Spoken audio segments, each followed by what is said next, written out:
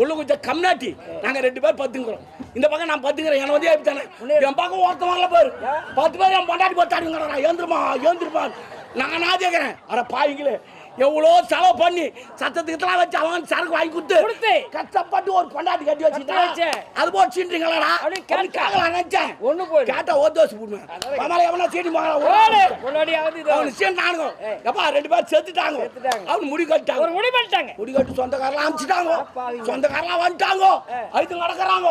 உக்காந்து ஆயுறாங்க. பொம்மலுக்கு ஒன்றும் கிடையாது. உங்களுக்கு ஆயுறாங்க. மூக்கு சீனி மேலே போடுறாங்க. எப்படி பாக்குது எனக்கு கம்மிடுமா நேற்று மூக்கு சீனி போடுறேன். நான் ஒன்றும் சாவல அப்படி சொல்லலான்னு நினைச்சேன். சொன்னா ஒரு தோசை போயிடும். எப்பனா சிந்தி போட்டு போங்க.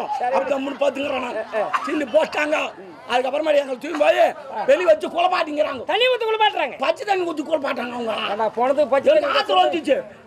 சுத்தண்ணி வச்சு குளப்பாட்டுங்களா அப்படி சொல்லலான்னு நினைச்சேன். சொன்னா ஒரு தோசை போடுங்க. குளப்பாடு பாட தூக்கி வச்சானுங்க. கவுரு கட்டிக்கினே இருக்கிறானுங்க.